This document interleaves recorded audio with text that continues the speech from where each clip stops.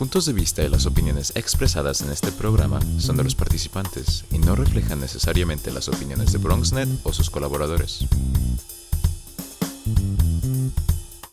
Saludos a todos y bienvenidos a una nueva edición de Diálogo Abierto. Soy Javier E. Gómez. En el programa de hoy te traemos un análisis de los primeros días de la administración del presidente Joe Biden y lo que esto significa. Mientras tanto, líderes y activistas continúan a la espera de un plan concreto de inmigración de parte del presidente Joe Biden. Hoy hablamos con César Vargas, el abogado, y también con Yesenia Mata, activista de inmigración y directora de La Colmena. Quédate con nosotros, que hoy tenemos un programa muy interesante. Ya comenzamos con un nuevo Diálogo Abierto. Soy negro, blanco, taíno, mulato, caribeño, bueno, latinoamericano, dominicano. Arroz con huevo, tambor y mambo, soy sincero. Del pueblo no te miento, un chamaquito con un sueño que traigo herencia, sangre. Damos la bienvenida a Viviana Rivera Burgos, catedrática auxiliar en Ciencias Políticas de Baruch College. Bienvenida, Viviana. Muchas gracias, saludos y gracias por invitarme al programa. Viviana, ¿qué se puede deducir de estos primeros días en la administración de Biden y Harris? Bueno, lo primero es que creo que es evidente que un cambio radical de lo que hemos visto en los últimos 4 años, una administración completamente distinta, con prioridades diferentes, y no solo prioridades, sino como un approach diferente también a hacer política pública y a las prioridades que le están dando a su gobierno. ¿Cuáles tú crees que son los retos más urgentes que enfrenta la nueva administración? Son muchos, pero creo que sin duda el más urgente es la pandemia, porque de eso se desprende todo lo demás, o sea, la economía, estamos pasando por un mal momento, pero si no se atiende la pandemia, la economía no va a mejorar y, dicho de otro modo, al la pandemia mejorar, la economía se supone que mejore también. Esa es la teoría de los economistas, que si podemos acabar con esta pandemia, la economía va a volver a caer en tiempo y va a crecer y todo va a mejorar. Así que yo creo que eso es el reto número 1. Muy interesante el tema de la pandemia, porque el presidente Biden durante su campaña había dicho que tenía un plan para resolver la situación y ahora apenas hace unos días ha dicho, bueno, no podemos esperar un cambio en los próximos meses. ¿Qué podría significar eso? Creo que eso es normal. Los políticos cuando están haciendo campaña siempre prometen quizá un poco más o tienen una visión más optimista del futuro, y una vez comienzan a hacer el trabajo como tal y a tener que negociar y llegar a acuerdos con el otro partido, con los demás políticos, las diferentes ramas del gobierno, pues se enfrentan a muchos retos y es normal que haya que ajustar las expectativas, pero no creo que haya cambiado drásticamente lo que ha dicho, su mensaje, no ha cambiado las prioridades, así que en ese sentido, pues creo que eso es bueno. El presidente recién entró a oficina y firmó varias órdenes ejecutivas. De estas órdenes ejecutivas, ¿cuáles tú crees que son las más relevantes? Sí, muchísimas en los primeros 3 días solamente. Básicamente todas en conjunto echan para atrás, ¿cómo se dice? Deshacen el legado de Trump en muchos, no completamente, pero son totalmente opuestas a las cosas que la administración de Trump había hecho. Las relacionadas a la pandemia creo que son muy importantes, pero también cosas sociales como la prohibición, revertir la prohibición de personas transgénero en la milicia, el llamado Muslim Ban, la prohibición de viajeros de países musulmanes, ha reforzado DACA, que ayuda muchísimo a los inmigrantes que fueron traídos a Estados Unidos desde pequeños. Tantas importantes que no sé cómo escoger, pero creo que son alentadoras. Volver a poner a Estados Unidos como líder, no solo ni líder, pero volver a formar parte de la Organización Mundial de la Salud, del Acuerdo Climático de París, todas esas son medidas muy importantes. Ahora que platicas del aspecto climático, muchas de estas órdenes ejecutivas han recibido mucho aplauso, pero también han estado comenzando a recibir críticas. Por ejemplo, durante la campaña, el ahora presidente había dicho que no se opondría a la técnica de fracking, pese a que ya había indicios de que en efecto no era una práctica de su predilección. Y a la entrada de inmediato detuvo la construcción de la línea de gas y al mismo tiempo ha detenido los permisos para fracking. ¿Cómo se puede interpretar esto? Creo que relacionado a lo que dije anteriormente, a veces los mensajes de campaña no van de acuerdo. Una vez el político está en poder, pues ya las prioridades tienen que ajustarse a los demás, al panorama en el que está trabajando el presidente, o sea, el Congreso, las otras ramas de gobierno. Pero sí, ciertamente, como bien dices, ha habido algo de controversia. Por ejemplo, el primer ministro de Canadá ha expresado que no está de acuerdo con lo del Keystone Pipeline porque eso afecta, empieza en Alberta y afecta mucho un aspecto de la economía canadiense. Así que veremos cómo se desarrolla la situación. Pero para los ambientalistas creo que es un paso muy grande. Mencionaste hace unos segundos el legado de Trump. ¿Cómo tú definirías ese legado? Histórico, controversial. Creo que hay varios aspectos del legado de los que se va a hablar y se va a estudiar por mucho tiempo. La relación de los gobernantes con los medios de comunicación, la desconfianza en la ciencia y la verdad. Por otro lado, en cuanto a legado concreto, uno de los legados más grandes de la administración de Trump fue cómo transformó la rama judicial. Nombró tres personas al Tribunal Supremo de Estados Unidos, y no solo los tres del Tribunal Supremo, sino que también nombró muchísimos jueces federales a otras cortes, más que otros presidentes. O sea que aunque ya Trump no sea presidente, ese legado va a durar por muchos años porque estos son puestos de por vida. Así que hay mucho que se va a seguir estudiando y consecuencias que van más allá del mandato de él como individuo. Pese a que Trump ya no es presidente, esta semana se ha pasado el caso por destitución de nuevo al Senado. ¿Cómo podría impactar esta posición de reunificar a la nación después de la elección, cuando todavía se está buscando procesar a Trump? Mucha gente dice, no, déjenlo quieto, y otra gente dice, no, que pague por lo que se le atribuye. Claro, esa es la pregunta. Hay quienes argumentan, sobre todo los miembros de su partido, que como bien dices, seguir adelante con este proceso va a dividir al país más todavía en vez de unificarlo.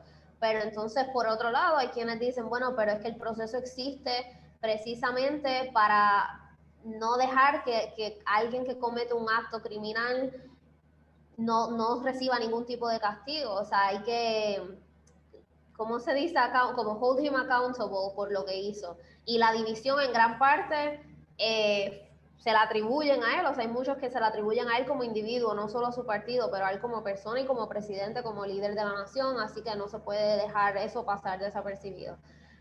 Así que no sé, lo que sí es cierto es que es poco probable que el Senado, aunque ahora mismo los demócratas tienen la mayoría, una mayoría muy estrecha y no es suficiente. Así que tendrían que convencer a 17 republicanos que voten a favor, que voten con ellos, con los demócratas, y eso creo que está bastante difícil. Después de la elección queda un país culturalmente roto en gran parte y altamente polarizado. ¿Cómo se puede sanar esta brecha? Sí se puede sanar. ¿Qué tiene que ocurrir? Creo que tiene que haber intentos y cooperación de ambas partes para que eso ocurra. No basta con que el nuevo presidente, que claro, el presidente como es un rol muy importante y lo que el presidente dice importa y tiene consecuencias, pero no creo que eso sea suficiente para unificar la nación. Creo que del Partido Republicano también tiene que haber un esfuerzo más grande de dejar de cuestionar la legitimidad del gobierno de Biden, por ejemplo, no echarle leña al fuego a estas teorías de conspiración, todo ese tipo de cosas. Y ambos partidos tendrán que poner de su parte para llegar a acuerdos bipartidarios en el Congreso para poder pasar legislatura. Viviana, en cuanto, ya hablando de partidos, se piensa que el Partido Republicano ha quedado en una grave necesidad de reforma y cambio. ¿Algo que tú como experta en ciencias políticas puedas decir sobre ese respecto? Sí, creo que las divisiones dentro del Partido Republicano no son nuevas. Podemos trazar su evolución, pero sí han llegado a un nivel más alto recientemente, tan reciente como después de los eventos del Capitolio, que ahí se vio una división entre los republicanos que se expresaron en contra de los eventos y los que se quedaron callados. Así que esa política interna del partido, no sé qué va a pasar. Quizás haya un grupo que se separe un poco del partido, y no digo solo al nivel de los líderes, sino del electorado. Hay quienes no están contentos con el partido y quizás veamos un cambio un poco histórico en ese sentido, pero ciertamente no sería la primera vez que pasa. Tendrán que reorganizarse y estar de acuerdo en cuáles son sus prioridades y quién será el próximo líder del partido que pueda unificar dentro del partido. Viviana, la elección ha sido ratificada, sin embargo, aún persisten en casi la mitad de la población de Estados Unidos dudas de que hubo fraude, independientemente del tamaño del fraude y si el fraude o la irregularidad cometida influencia realmente el resultado de la elección. Pero ¿hay algo que queda en el aire en cuanto a reforma electoral y credibilidad en el proceso eleccionario que se deba mirar ya de cara al próximo ciclo? Yo no creo que reforma como tal o que sea un problema. La evidencia demuestra claramente que las instituciones y el proceso sobrevivieron este ataque a la legitimidad del proceso que no se había visto antes. Pero el problema más grande, yo creo que eso es lo que dices, es la percepción del electorado. Eso es con lo que hay que trabajar y eso persiste. Y es muy probable que salga a la luz otra vez que esas preocupaciones ocupen un rol protagónico en las próximas elecciones. Ahí creo que es el 65%, algo así, de los republicanos aún piensan que hubo fraude. Así que no estamos hablando de pocas personas, son muchos. Mucha gente atribuye parte de la irregularidad al proceso de votación por correo, que se prestó para muchas cosas. ¿Crees tú que en el futuro se continuarían haciendo elecciones por correo o esto es un proceso que hay que mirar con más detenimiento?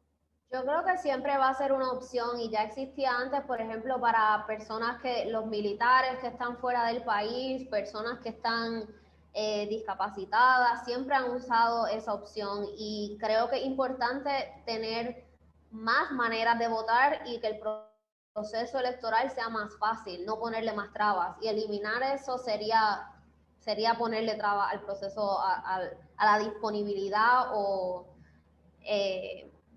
sí, la facilidad de votar, que para mucha gente es difícil, así que hay que hacerlo más fácil, no más difícil. Viviana, pero sí, las dudas puede que sigan, pero la verdad es que no tienen fundamento ni evidencia.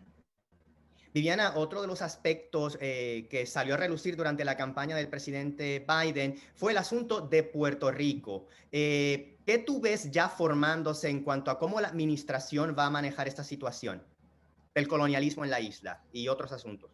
Honestamente, no sé si haya alguna diferencia. Claro, es mejor para Puerto Rico, históricamente ha sido mejor que haya un presidente demócrata a uno republicano. En ese sentido, pues quizás es un adelanto. En cuanto al manejo esperamos que no haya futuras tragedias o desastres, pero incluso los desastres recientes que han ocurrido en la isla, al igual que la crisis económica. Pero de ahí a que haya voluntad política en Washington para cambiar la situación del estatus de Puerto Rico, un paso muy grande, porque volvemos a lo mismo, no solo el presidente el que importa y la opinión del presidente, sino la del Congreso. Y como hemos hablado, hay tantas otras prioridades, tantos problemas que está enfrentando Estados Unidos, que veo difícil que que los dos partidos se pongan de acuerdo, pero incluso que el Partido Republicano como tal le dé prioridad al issue de Puerto Rico.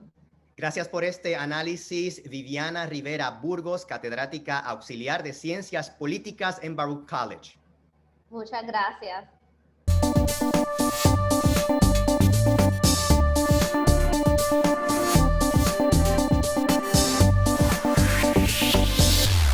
Luego de un análisis general acerca de los primeros días de la administración de Joe Biden y Kamala Harris, ya comenzamos a hablar de temas específicos. El primero en este caso es la inmigración. Damos la bienvenida al abogado César Vargas y a Yesenia Mata, activista y directora de La Colmena. Bienvenidos.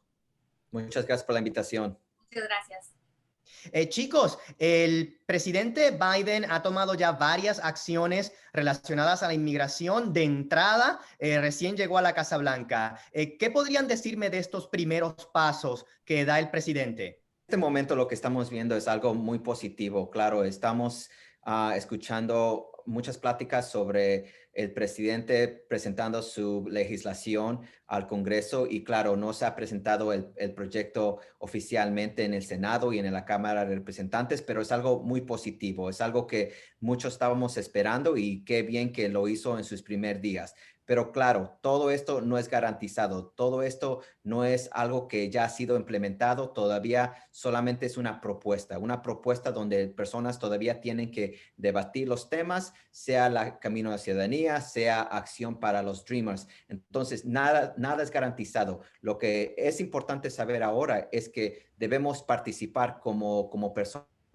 que viven una democracia para asegurar que esta propuesta sea realizado. Y lo más importante que le digo a muchas personas es, por favor, no se caigan en estafas. Ninguna propuesta ha realizado, todavía no hay ningún camino a la ciudadanía, entonces no se caigan a esas estafas a los notarios o abogados que dicen que les pueden prometer la ciudadanía si les pagan $2,000, $5,000, $10,000 solamente por aguardar su lugar en la ciudadanía. Entonces, no se caigan en esa estafa. Como resumen al público, ¿cuáles son las órdenes que el presidente Biden ya ha dado por decreto? Pues en este momento, el presidente ha tomado acción en varias áreas. Claro, uno más importante es reafirmado el programa de DACA. El programa ya ha sido protegido con las decisiones de las Cortes Federales, pero lo que el presidente dijo es que ya el programa va a continuar por los próximos 4 años. Los soñadores no se van a tener que preocupar si su permiso de trabajo se va a vencer o si su protección contra la deportación va a acabar, ¿verdad? Claro, también ha dicho que el presidente va a contar a todos los inmigrantes, incluyendo a los indocumentados, en el censo. Entonces, es algo bien importante porque eso depende de asegurar que podamos nuestras ciudades y nuestros vecindarios recibir miles de millones de dólares para nuestras escuelas, para nuestras carreteras. Y recientemente apenas anunció una acción ejecutiva que iba a terminar cualquier de acuerdos entre el gobierno federal y prisiones privadas. Es algo muy importante que estábamos esperando porque ya vamos a acabar de la injusticia de estas prisiones que gastan y reciben nuestro dinero, nuestros impuestos y encarcelan a los inmigrantes. Entonces, algo muy importante, algo que debería haber pasado mucho tiempo, pero qué bueno que está pasando bajo esta administración. Yesenia, ¿existe además un alto en las deportaciones? Bueno, sí, una de las cosas es que durante toda esta campaña de esta administración indicó que iban a poner un alto a las deportaciones, que iban a dar un paso a la ciudadanía. Y bueno, una de las cosas que tenemos que entender es que detalles importan. Exactamente no sabemos qué este viernes va a salir esta administración con su presupuesto de inmigración, pero no sabemos exactamente qué quiere decir cuando uno dice 8 años al paso de ciudadanía, que vamos a poner un alto de deportaciones. ¿Qué quiere decir eso? Y por eso ahorita nos encontramos en un momento que estamos alegres, que sí hay una esperanza, pero también al mismo tiempo, ¿qué son los detalles? Porque no queremos que la misma historia se repita, donde un grupo beneficia y la otra porción no beneficia y la historia se vuelve a repetir. Y bueno, una de las cosas, como César había mencionado, que también estamos esperando los detalles, porque lo que está pasando también, un ejemplo, ayer ciertas personas llamaron a La Colmena y dijeron, ya tengo un abogado que dijo que me va a ayudar al paso de ciudadanía, y les dijimos, no, espérese en un momento, estamos esperando los detalles, pero ¿quién es este abogado, verdad? So ya está empezando esa retórica y ya tenemos que en un momento ponerle un alto y esperar esos detalles y asegurarnos también qué es lo que incluye. So, definitivo, ojo al fraude, momentos en que la política migratoria está cambiando literalmente día a día.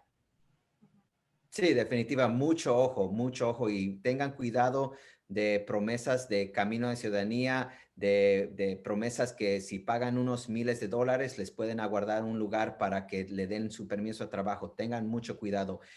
La realidad es que en este momento ninguna reforma inmigratoria integral ha pasado y no existe en este momento. Hay que depender en este momento en información y asegurar que escuchemos las noticias para que podamos escuchar lo que está pasando lo más reciente. Y lo más importante, hay que depender en los organizadores, los activistas, las organizaciones comunitarias que están haciendo el trabajo para empujar y realizar esta reforma migratoria integral que nos puede dar un alivio a nuestra comunidad. Y de hecho, yo tengo esa confianza en nuestra comunidad que podamos presionar a nuestro Congreso para ganar esta gran victoria, para finalmente pasar esta reforma migratoria.